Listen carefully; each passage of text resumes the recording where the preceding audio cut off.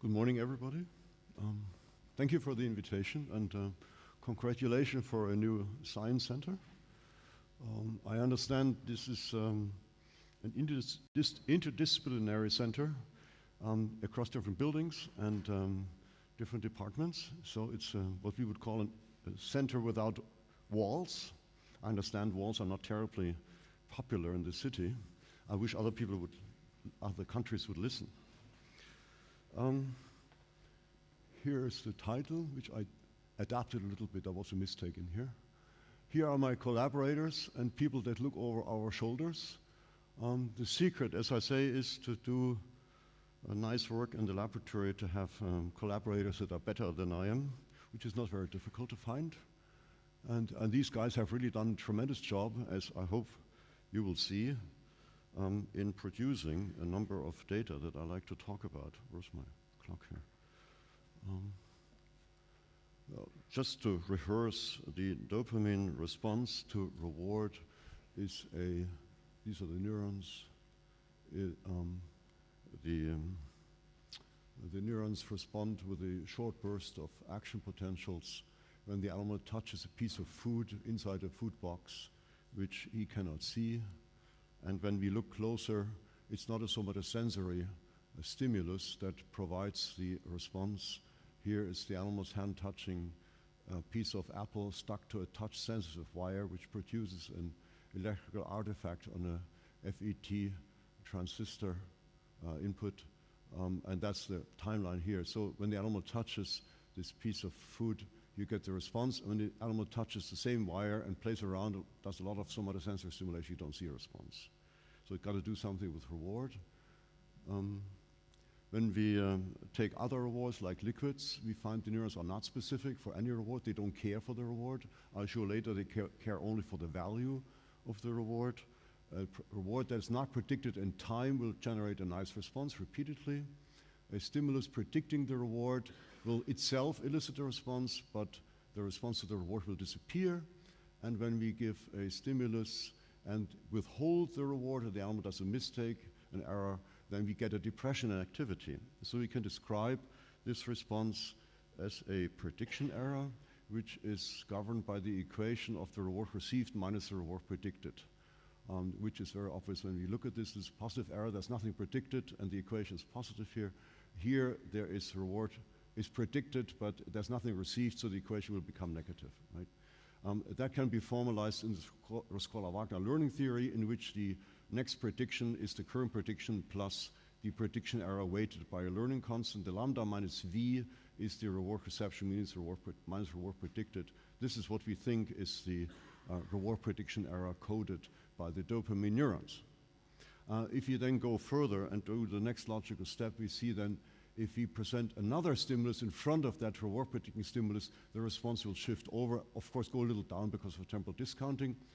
And that can be conceptualized or formalized by the so-called temporal difference learning, which is an extended learning rule from the Scholar-Wagner learning rule, in which there is the current reward plus the discounted sum of the future rewards that serve as the current reinforcement minus the prediction that produces then the next prediction. Okay?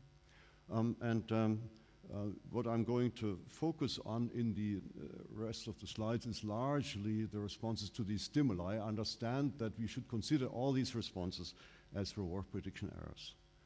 Okay.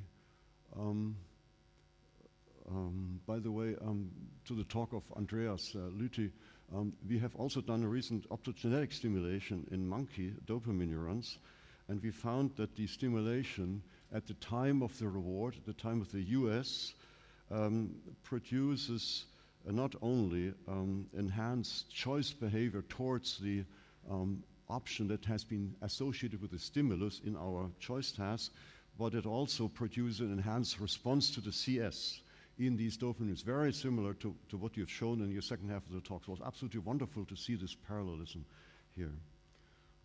Okay, so, but what I want to talk about is the type and nature of value coding by the dopamine neurons. We see here an increase in the dopamine response to to increasing amounts of liquid reward. 0.5 milliliter is quite a substantial amount of reward for the monkey. And we see a positive monotonic increase. Dopamine neurons code reward in a positive monotonic manner. And the question is, do these neurons code the physical value, like the milliliters of reward, or do they code the subjective value? You would think that reward has subjective value. Your third steak in the evening has less value than the first 1 or 2 steaks because you're sated, you have enough of the steak, although the steak is exactly physically the same as the other first 2 steaks. Okay, so one way to do that is temporal discounting, a very traditional way. We have millions of data on this. So one stimulus predicts a reward after 2 seconds, or another one after 4 seconds, or 8 seconds, or 16 seconds. We can have the animal make a choice between the early reward that can be varied in magnitude and the late reward that has a particular fixed magnitude. This is the ocular fixation spot that, where the animal goes, and then you can choose this or this with an eye movement, avoiding all kinds of movement and sensory confounds. We're only talking of 6 muscles in the eye. And then we can do a psychophysics procedure on this. And then we take, for example, the 4-second reward and make this opposite reward very small. Then the animal will choose the 4-second reward. The choice probability of this early reward will be very low. And as we increase this early reward here, the choice probability will increase up to a point at which the animal chooses both options with equal frequency, which to us indicates that now that stimulus has reached, by having that increase, has reached the same value, subjective value, as the late reward, although the late reward has a higher magnitude. And we see that this value is reached at a level of about 75% of the reward of this of the physical reward. That means after 4 seconds, a reward has lost 25% of its value to the animal. After 8 seconds, it has lost 50%, and after 16 seconds, it has lost 75%. And this is an individual trial, and we plot the whole population or the whole average of the stimuli. We see that the animal will choose less and less, will view less and less value into these later rewards. So-called temporal discounting, a curve that is fitted easily by an exponential function, but also almost as nicely by a hyperbolic function. There's a huge conceptual difference between these two, and we're not going to go into that controversy. The dopamine neurons, which is our point here, show a very similar temporal discounting. It's unbelievable how nicely these dopamine neurons discount the value. This is the response to these initial stimuli here. So the physical value of these rewards is absolutely constant all the time. Okay. It shows us that dopamine code subjective value, but temporal discounting is a very particular form of testing subjective value, and surely not something that defines reward value in every time. Another one that defines reward value, another factor, is risk. So we can make the animal choose between a safe stimulus and a risky stimulus. A risky stimulus means he gets a large or a small reward. We'll get into that in a minute. And what we see is that the animal prefers one particular reward when it's risky over the same reward when it's safe, and which is approximately equal to another reward that is, and then that reward is risky or it is safe. And there is a chain, there's a preference of this risky reward over that safe reward, and then there's a chain, there's a preference of that risky reward over that safe reward, and this reward is lower valued as these arrows indicate.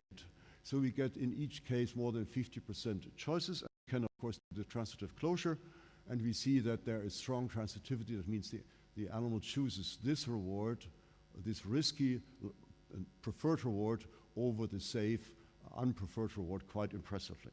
So the animal actually shows very consistent choice behavior, indicating to us that there is some underlying value difference between these rewards, and we want to see that in the dopamine neurons. So we take these 2 rewards in their safe version, where the reward always comes with a particular fixed magnitude. In fact, the physical magnitude of these 2 rewards is identical, and we see that the dopamine neurons show a larger response to the preferred reward than the smaller. So we get the value signal here for the dopamine neurons, and we see that this value signal is now boosted when we make these same rewards risky in exactly the same hierarchical chain, the so-called ordinal chain here, that the behavior shows.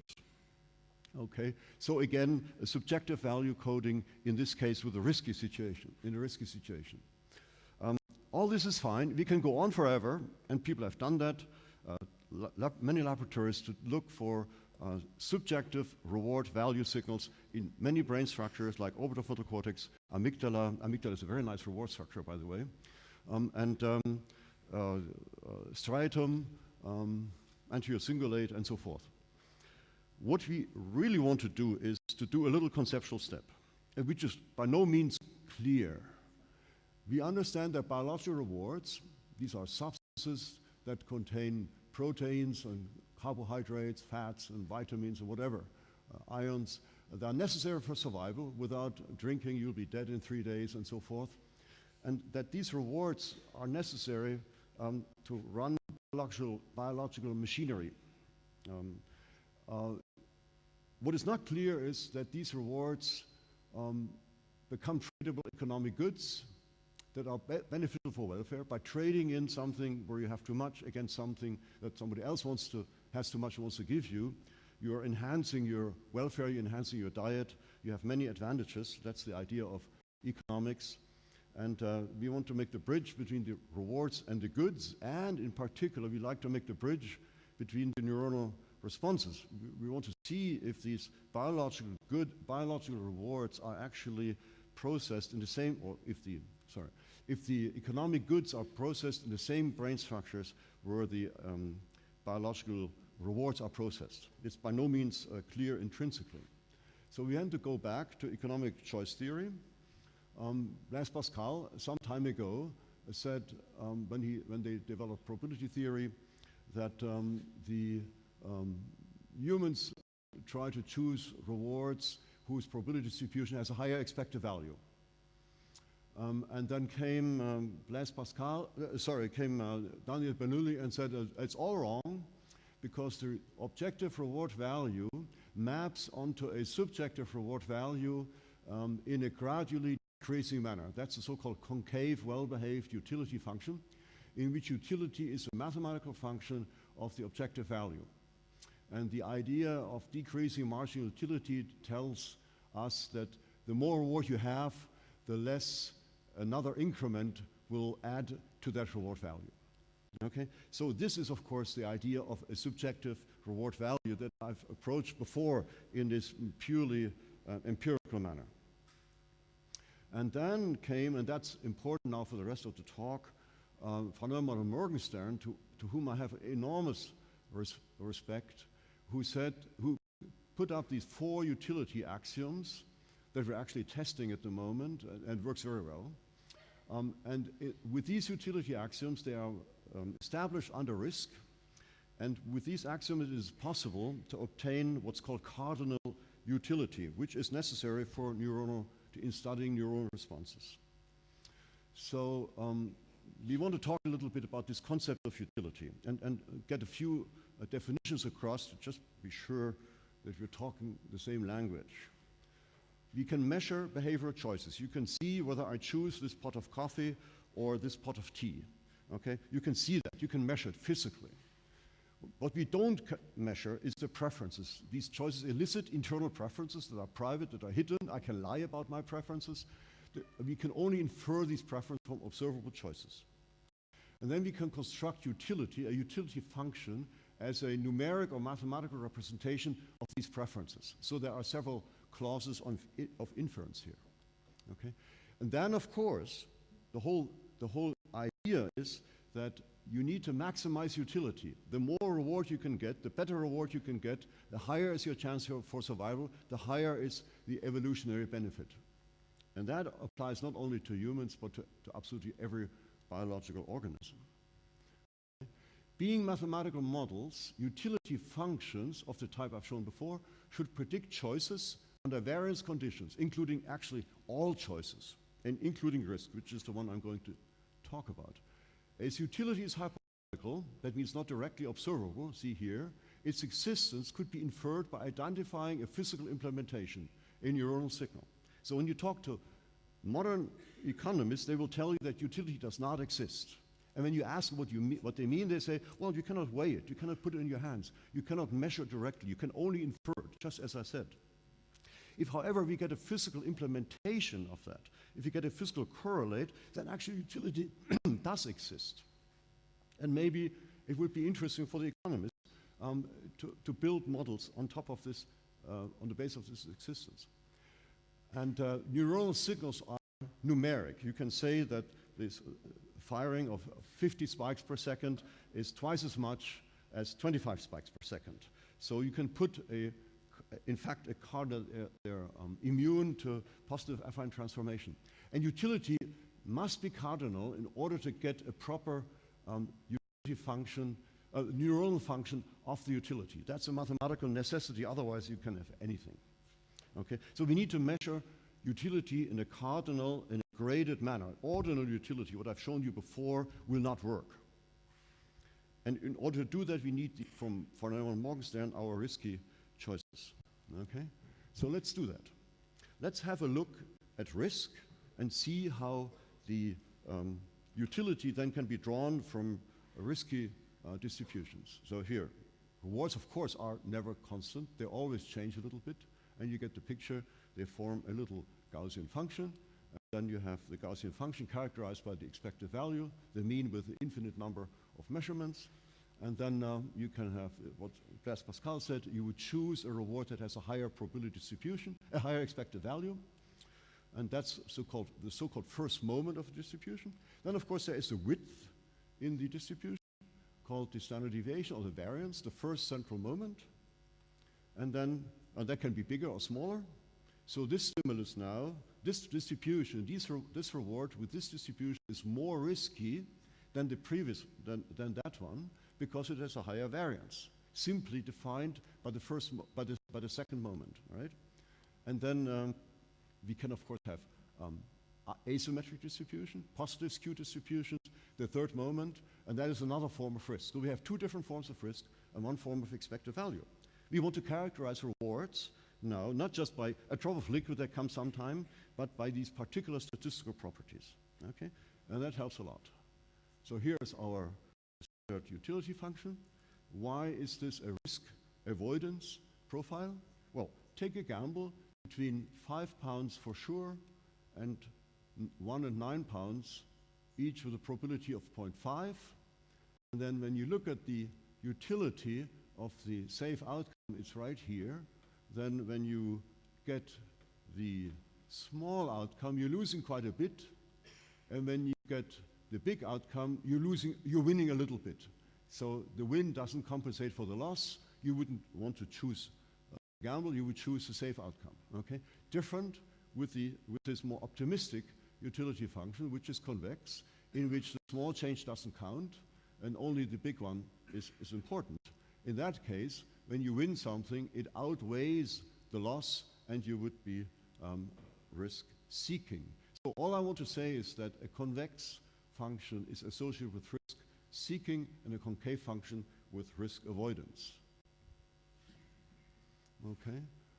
So what we do, we present a monkey with two stimuli and make them choose between that stimulus and that stimulus. That stimulus tells them you get a certain amount of reward. The lower the bar, the less reward you get. The higher the bar, the more you get. Even I can understand that. Monkeys can do that very well.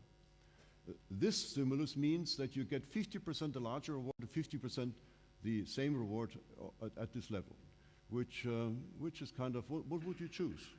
Well, whatever. I mean, our monkeys are pretty clever. They understand. This is called first-order stochastic dominance. This is physically better than this. You don't need a utility function to figure that out.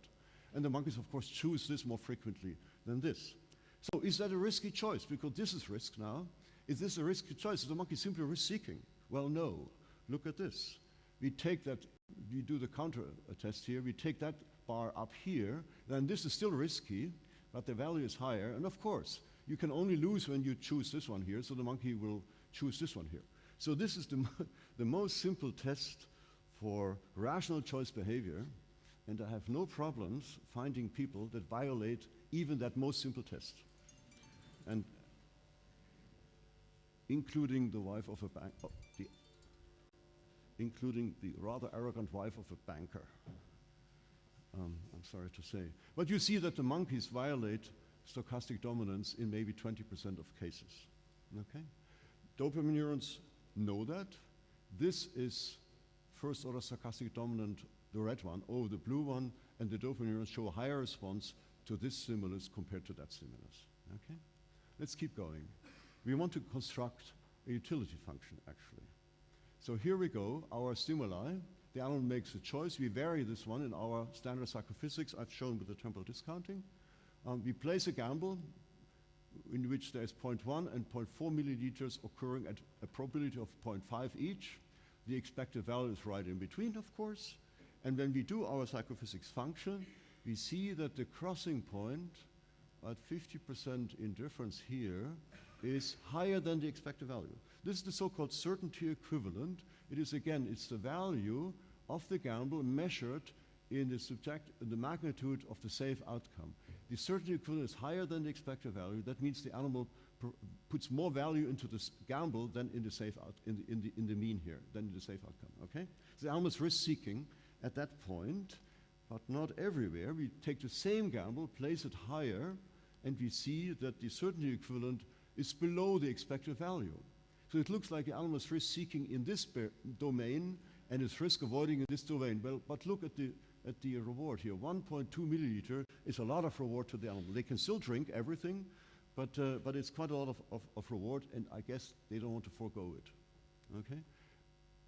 Okay, so we want to construct a utility function. We're using exactly that method with the certainty equivalence, but in a particular structural manner. It's actually super simple, the so-called fractal chaining procedure by Machina and Caraco. And we do this in a repeated fashion, and we get a nice utility function, which is convex in the lower range and concave in the higher range and linear in between. So the animal is risk-seeking here, risk-avoiding here, just exactly as our specific tests tell us. So it makes sense. In humans, such a utility function is known to reflect what's called recreational gambling, or the peanuts effect, in which people don't care for the small outcome and just rather have the thrill of gambling. But when the outcomes become serious, then they really become risk avoiders. If you have a chance to choose between 5 million euros for sure, or 1 million euro and 9 million euro for risky, most of us will probably choose the safe outcome, right? We're getting risk avoidance when things become serious. Okay, so here, the utility function is supposed to predict all choices, including risky choices. So let's take a gamble. Now this is 33% each one of these outcomes occurring, right? And we map this gamble down here onto the utility function. And we calculate the expected utility from this mathematical function. Very straightforward. We take another gamble which has exactly the same expected value, but a larger variance. No skewness, okay? Just the first and second moment. First moment is constant, only the second moment varies. And we plot it here, and because of this funny form of the utility function, we get a higher expected utility here. So, does the utility function predict the choices?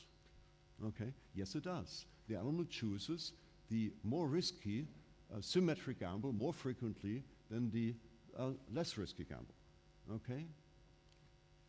And do the neurons do that? Yes, the neuronal test was a bit easier. You'll see in a minute why we did this complicated test here. The more simple test shows that the neurons code the larger gamble that has a higher value because the animal chooses it more frequently with a higher neural response. The difference in choices between these two gambles is also referred to as second order stochastic dominance, second order because of the second moment here, the variance. And so the neurons respect second order stochastic dominance, which is quite nice. Okay, but we are not finished. The utility function, the same utility, sorry, look at this. This is absolutely the same utility function here, from the same animal in this case. That's from a different animal. We didn't record in this one here. We now place a skewed gamble. This is positive skewedness, a low 0.33 probability outlier, high outlier. And this is negative skewed gamble. And here is the expected value, it's all the same, and the variance is also the same. So we have the first two moments kept constant, the third moment we vary, and we see that the expected utility is slightly higher for the positive skewed gamble over the negative skewed gamble, and the preference is also slightly higher for the positive skewed over the negative skewed gamble. And I can tell you this is not just by chance.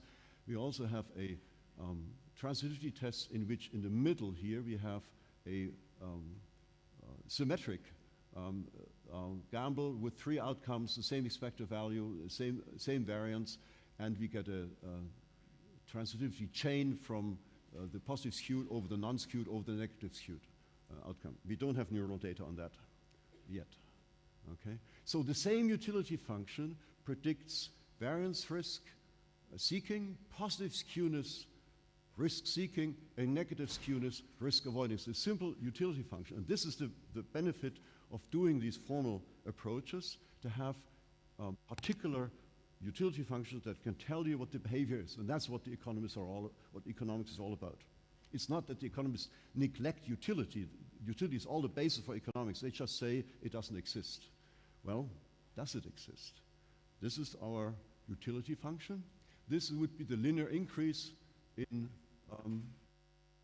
if the utility function were linear. And here's the dopamine neurons. We recorded dopamine neurons at the time of the reward in this case. This is an unpredicted reward. It elicits a positive reward prediction error, so we're plotting this response. And we see that the response does not increase linearly, but it increases in this very funny fashion.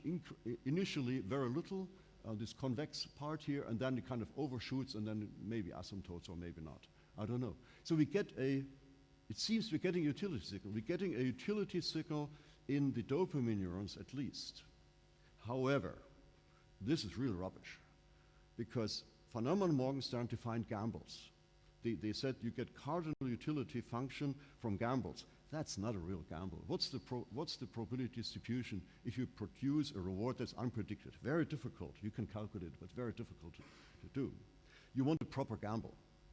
Okay? So we go back to our dopamine, the idea of dopamine neurons producing prediction errors. So when we have our binary gamble here, then the top outcome is above the expected value. That produces a positive reward prediction error, right? Positive prediction error.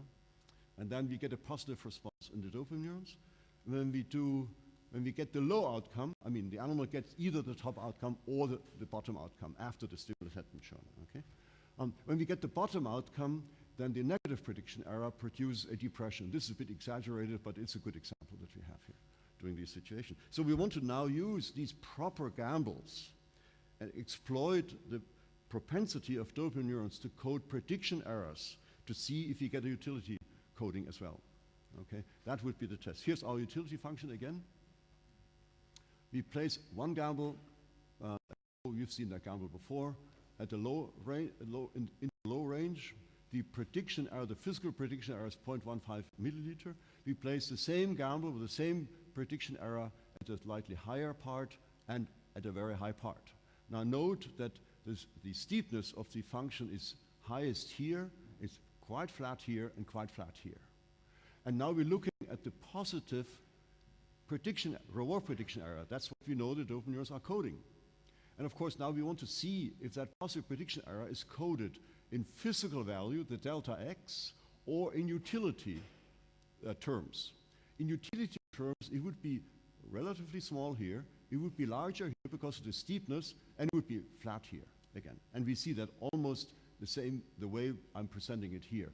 A small response when the utility function is flat, and here, this is a little smaller than this, a little steeper here, okay, that's biology. And then in the middle, where the utility function is steeper, we get a steeper response. Okay? So it looks like we're getting, even in this strict definition of the risky utility function, and we use proper risky gambles where we know the risk, we know the expected value, we know absolutely everything, there's no skewness here, there's very little subjective probability distortion that we have to account, and it's very symmetric. We're getting a nice utility signal here, okay?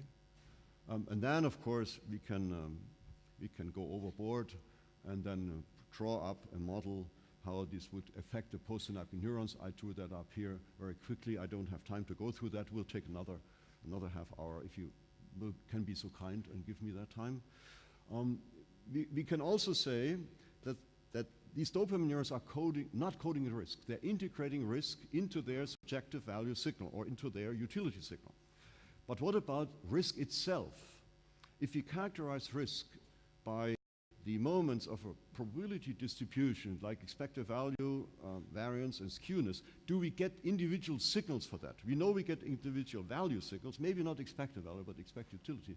But do we get risk signals? So we did this variance test here some time ago. This is large risk, intermediate risk, and low risk. And that's the stimulus. And we see the response of the orbitofrontal cortex to this increasing just as the variance risk increases. And then we take these neurons that show that, and that's a different neuron now, that show that, and then we want to say, well, the neuron is just coding optimistically the top outcome. So we want to test the value, and we see that on these same neurons here, we do not get a decent value signal. It's actually a pretty rubbish signal, random signal here. We get a separate set of neurons. Orbitofrontal cortex has tons of different types of neurons. We get a separate set of neurons that don't care for risk, but they code for the value. So we have a nice dissociation here. Now, the risk itself is, of course, an interesting phenomenon. You want to know what is the risk when you're outside in the world, but in economic terms, risk is actually not uninteresting. Although our utility data I showed so far with the dopamine neurons are compatible with the so-called scalar utility model.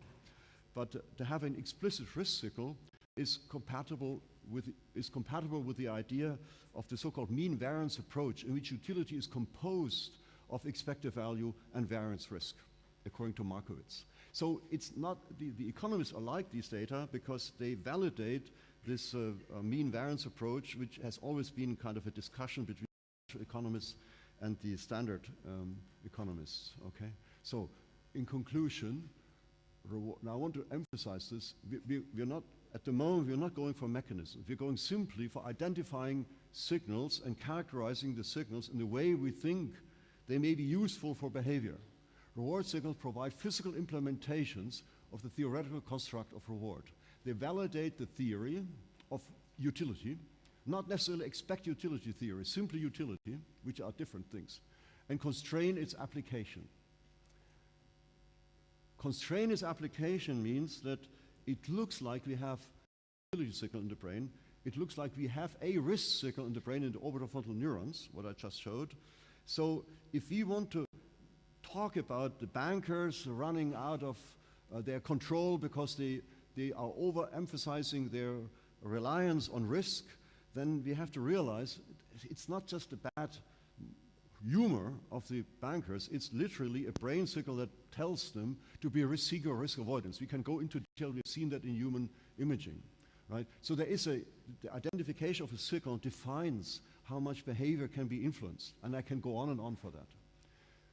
And of course, a signal, in particular neurons, defines the information that is carried by the processing units of the brain. If you don't have an explicit signal for utility, well, then I'm sorry, then it's not a great concept.